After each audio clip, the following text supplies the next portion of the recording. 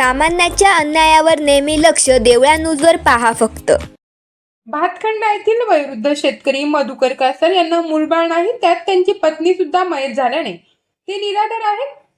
त्यांची उतराण शिवारात गट नंबर 203 मध्ये शेती असून शेजारील शेतकरी हे वापरास मज्जाव करत जिवे मारण्याची धमकी देत असल्याने शेतकरी भयभीत झाले असून या संदर्भात त्यांनी पोलीस स्टेशन कासोदा येथे अर्ज देऊन सुद्धा कुठलीच कार्यवाही न झाल्याने शेतकरी हतबल झाले असून मालकीची शेती असून सुद्धा रस्त्याअभावी शेती करता येत नसल्याने शेतकऱ्यावर उपासमारीची वेळ आली असून एरंडोल तहसीलदार यांनी त्वरित दखल घेऊन शेतकऱ्याला न्याय द्यावा अशी मागणी होत आहे.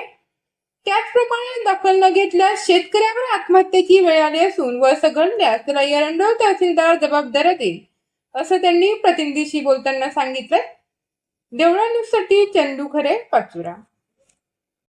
तुमचं भिकन राजाराम कासार, कुठले राहणार आहे? भातखंडे बुद्रुक, तालुका बडगाव, जिल्हा जळगाव. काय म्हणणं आहे तुमचं? ते मला 15-20 वर्षापासून वापरू देत नाही. ते मला धमकी दावतात. कोण धमकी धावता? एकनाथ तोताराम महाजन, हा. हिम्मत पुंडलिक पाटील, भातखंडेकर हा. हे मला शेतात जाऊ देत नाही. मी कर्जबाजारी झालेलं आहे. मी कस काय कर्ज फेडायचं? लोकांचं मला नुसतं पाय जळे बी जाऊ देत नाही शेतात आणि ते मारण्याची धमकी दावतायत. तर काय करावा?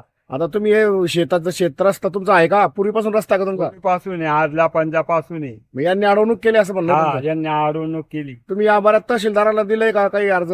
तहसीलदारकडे कधी ते 4-5 महिने होऊन गेलेले आहे. त्यांनी काही चौकशी केली नाही अजून. कुठल्याच प्रकारची कारवाई केली नाही? काहीच नाही. आणि आता तुम्ही शेत पेरणार आहे, तुम्ही कर्जबाजार झाले, तुमचं असं म्हणणं आहे की त्वरित मला असे म्हणजे तहसीलदारांनी येऊन रस्ता मोकळा करून द्या अशी आपली मागणी आहे. जर असं नाही झालं तर आपण काय करणार आहे? नाही, मग मी स्वतः माझं दोरी घेऊन फाशी घेऊन घेईल, नाही तर मी आत्महत्या करून घेईल आणि त्यांना तेच साक्षीदार राहतील. त्यांचं नाव म्हणजे तहसीलदार जबाबदार राहील. तहसीलदार जबाबदार राहील आणि ते काही झालं तर त्यांच्यावर कारवाई करावी.